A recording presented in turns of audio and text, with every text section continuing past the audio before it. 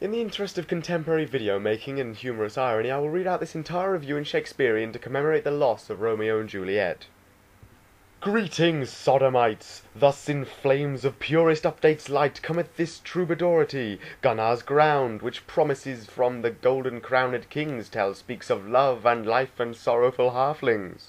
Yon kings declared in their communiques a relevance and upkept product that Gunnar's ground replaceth what was once known as the tragedy of Romeo and Juliet, writ in honour and vague mockery of yon wordsmith Shakespeare. The tale, they feared, dull as beaten brass was, and sought to improve both enjoyment and lore-craft with the addition of this, their newest quest. 'Tis but a trifle to one experienced traveller of innumerable adventures such as my good self, and doubtless thyself also. Note this, though, that this quest holds allure to both the paying folk and common peasantry alike, and, being that way inclined, cannot be expected to boast roaring beasts and hubris-ridden tyrants. Indeed, this particular quest concerneth that most comical of things, love.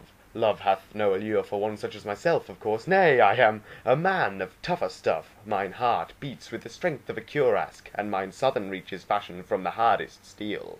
Nary a sweet-smelling maiden of questionable years hath ever come close to making me abandon reason for frivolity. No, of course not. Where didst thou hear such a slanderous rumour, peons?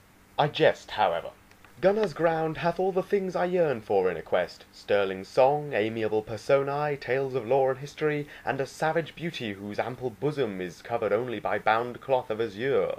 The thing drips with liquid plot. A dwarfen bard and child of the Kelder cometh to Misthalin to sample their taste in wenches, and stumbleth upon Gudrun, fair maiden and spawn of the chieftain Gunnar, whose fearsome form matches his lack of combat level now. For no longer is he bound to the realm of monsters, but can congratulate himself on ascending into NPC-hood.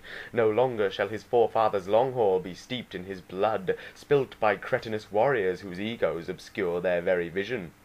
Though mine thread has spun a yarn of its own, and I veer from mine original topic. As was perhaps not to be expected, the quest hath adhered to proper canonicity of RuneScape, in a comely and good manner, and this pleases me.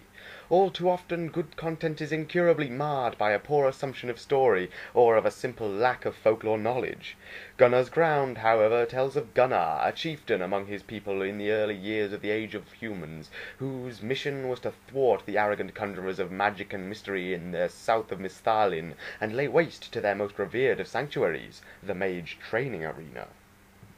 This conflict, named the Rune-crafting Crusades, though not referenced to by title in the quest, is touched in brevity upon. 'Twas unneeded for a lore-master like myself, however. I am versed in the histories of this land, and have heard every and each tale that this land hath to offer me, but I am sure that at least some of the filth whose purses belong not to Jagex will find it at least partially interesting. Gunnar's name and legacy were passed down from the subsequent generations in his makeshift settlement for nigh a century, and the current leader of the barbarian tribe, Gunnar, seeks to honour Gunnar's name and not give in to settling down as would a maidenhead. His daughter, the fair Gudrun, hath attracted the attention of a dwarfic poet of even more questionable talent, Dororan, and he needeth thy help in order to express his love. Sporting a unique poetry puzzle, the quest offereth up to its audience a chance to help the vertically challenged man in need in a way which, in all truthfulness and gospel honesty, is somewhat overdone. Incidentally, the other task thou art charged with in this quest, that is to say, helping the less civilized whites settle upon one ground, hath also been attempted before in the Mountain Daughter quest, and very little is different. The chieftain hath a daughter whom he feeleth attached to, and doth not want to go about anything in a certain way because of this. This notwithstanding, the quest's idea and execution is subtle yet striking, and it is accomplished in all it set out to do, leaving very little to be desired. One issue of controversy, I fear, however, is the removal of thy fellows Romeo Gontomeu and Juliet Leptok, star-crossed lovers of Varrockian nobility, from the game.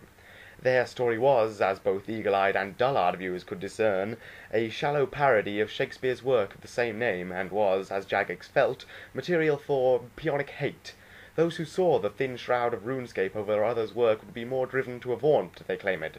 It maketh sense. If I were to obtain a copy of the rare and precious Warcraft jewel, and then find that engraven upon it was a tale of a goblinoid named Mothello, who did not fit into the world of human folk, and whose ancient named Largo had betrayed him, and made him suppose that his wife Desdemona had cheated upon him with his lieutenant Sacchio, then I would quietly close the game, remove it from mine magic picture box, and cast it from mine precipice, bellowing, "Avaunt! Avaunt, I say, forsooth, for thou art plagiarized!"